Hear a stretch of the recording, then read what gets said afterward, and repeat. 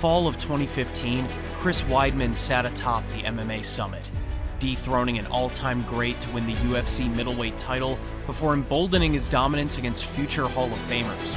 But an errant kick to the head sparked a chain of events that sent his career into a terminal decline. We look at how bad luck, rule changes, and one of the sport's worst injuries meant the All-American was no longer our boy. Welcome to the INC, and today we ask the question, what happened to Chris Weidman? On February 20th, 2009, Chris Weidman made his pro debut for the Ring of Combat promotion in Atlantic City, New Jersey, but his stature already preceded him before even setting foot in the cage. The second of three children, Weidman first came to focus as an acclaimed wrestler, besting Ryan Bader and Phil Davis to become a two-time All-American. During this time, Weidman also ventured into submission grappling, and caused a stir when he made the quarterfinals of the ADCC World Championships despite only a year of experience. It was no surprise then that Weidman made the transition to MMA, winning his first 4 regional fights under coach Ray Longo, who previously guided Matt Serra to a UFC title in 2007. Despite his inexperience, Weidman was already being touted as one of the best middleweight prospects of all time, so much so that Bellator president Bjorn Rebney came close to signing Weidman in early 2011. Disagreements over contract length meant Weidman was forced to turn down the offer, where a keenly observing UFC didn't need asking twice. Weidman made his UFC debut against Alessio Sakara at Fight Night Louisville, dominating the Italian veteran on the ground on his way to a unanimous decision. Weidman followed the triumph with wins over Jesse Bongfeldt and Tom Lawler, the youngster living up to the hype with a dangerous wrestling game combined with potent submissions and a fast-evolving stand-up. Weidman also endeared himself to the brass by his willingness to take fights on short notice, most notably in a decision win over Damian Maia, where Weidman cut 35 pounds in just 10 days to make the middleweight limit. The goodwill led to Weidman's first main event against Mark Munoz at Fight Night San Jose. Weidman used his superior wrestling to control Munoz in the first, before a counter elbow early in the second spelled the end for the Filipino wrecking machine. The win moved Weidman up to 9-0, but fans and media remained divided on whether the All-American had done enough to warrant the top band of 185ers. The UFC decided to take the chance and threw their blue chipper into the division's deep end. In March 2013, Weidman was chosen as the next challenger for middleweight champion Anderson the Spider Silva. Silva had been an all-conquering force since joining the UFC in 2006, with the most wins and title defenses in UFC history at the time. Such was his dominance that Silva had even began taking sporadic matches at 205 as a means of keeping himself busy while middleweight replenished itself.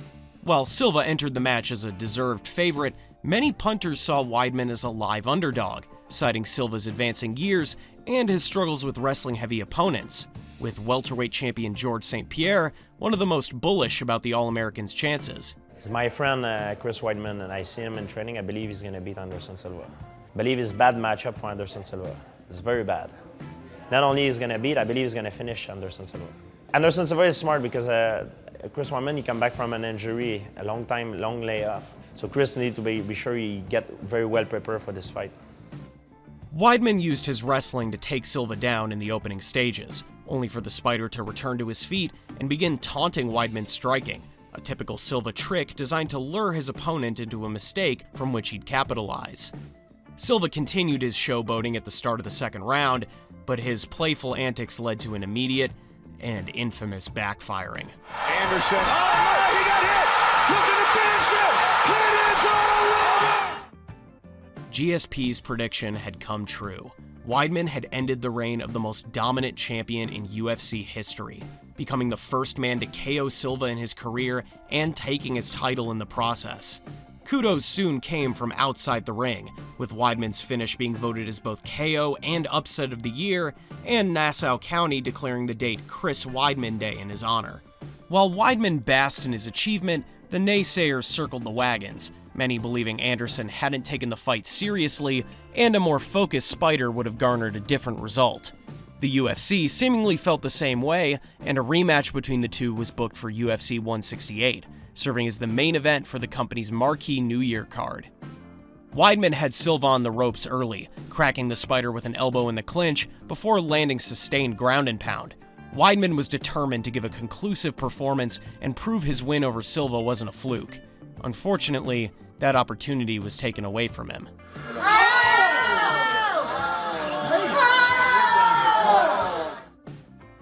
A checked kick from Weidman led to Silva snapping his leg on contact, the fight ending the exact same time to the second as his first match with Silva 6 months earlier. While Weidman was happy for the Silva chapter to end, it wasn't the convincing result that he desperately needed. Weidman made amends against 2 further Brazilian legends, beating Lyoto Machida at UFC 175 and a first-round stoppage of Vitor Belfort, but doubters still placed asterisks against the American's opponents. Machida had failed to set the world alight since moving to middleweight the previous year, while Belfort was competing for the first time since the UFC's ban on TRT, with Belfort looking a shadow of the bulbous juggernaut that had dominated the class on the route to the title shot. Recent rule changes would also have an impact on Weidman. In June of 2015, the UFC and USADA announced a ban on the use of IVs to rehydrate following a weight cut.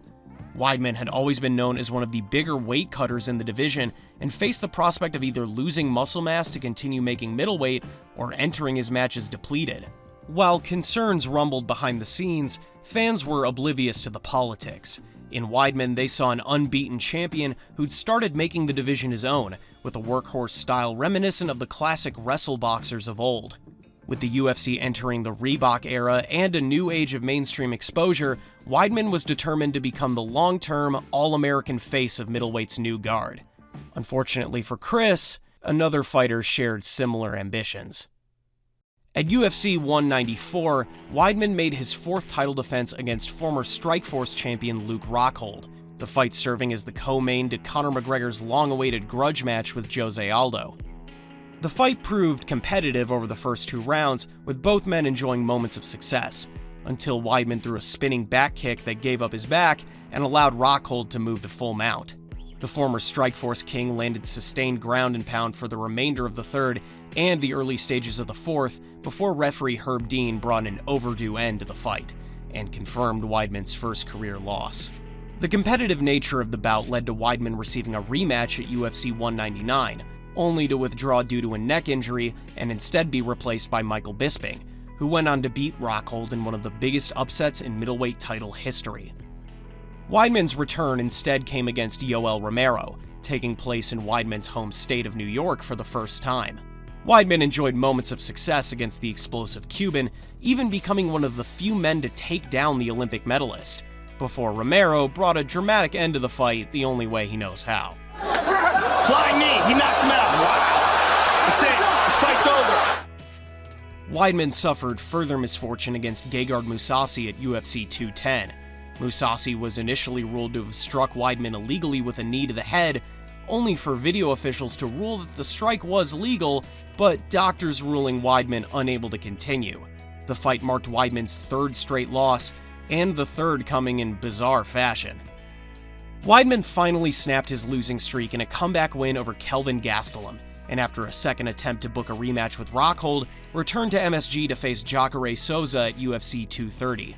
Despite both men being known for their grappling, Weidman and Jacare chose to stand and trade for the majority of the bout, engaging in an all-action war, with Weidman throwing stiff straights while Jacare found success brawling in the pocket.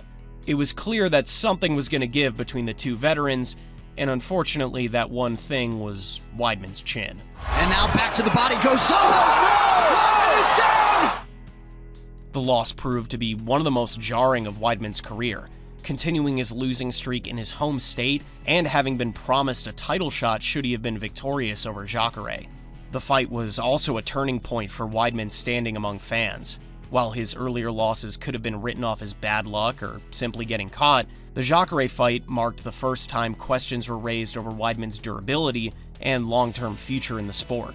A one-off 205 appearance against Dominic Reyes did little to silence the doubters. Being put in bad positions and trying. Holy knockout for Reyes!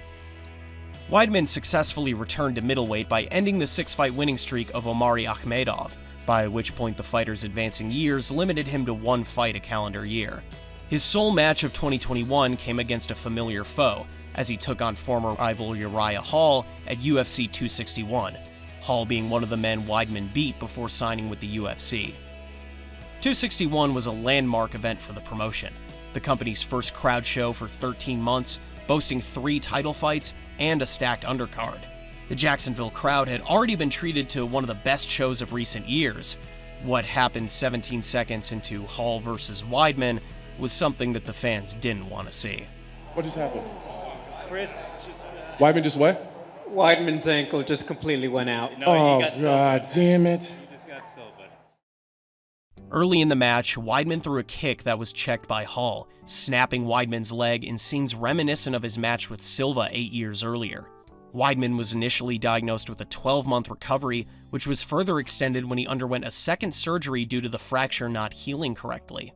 Despite calls from friends, family, and the media to retire, Weidman was determined that the fans' last image of him wasn't the one in Jacksonville. I just want to prove it to myself, prove it to everybody, like, how good I am. You know, I like how shocking and how awesome of a story will it be to deal with what I went through and come back and become a world champion again.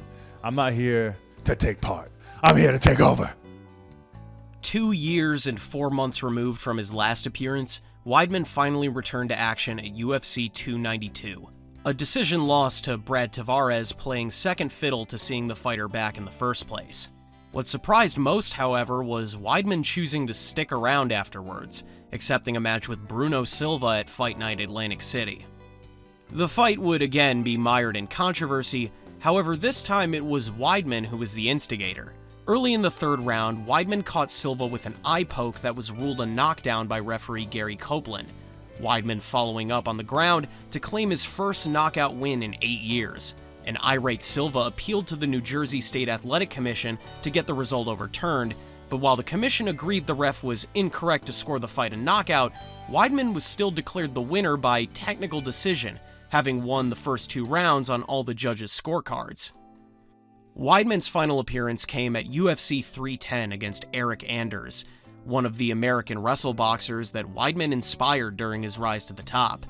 While Weidman enjoyed moments of success, even dropping Anders in the opening round, the fighter appeared gassed in the early stages of the second, and when Anders moved to mount after a failed guillotine, the result was a foregone conclusion.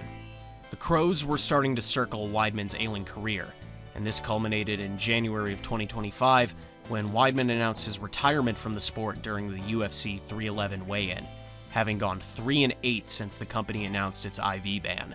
Since I decided to get into the sport since 2009, the goal was to be a UFC fighter. Then immediately the goal was to become a UFC world champion. I'm here to tell you guys I'm hanging up the gloves in the UFC. I'm no longer going to be fighting for the organization.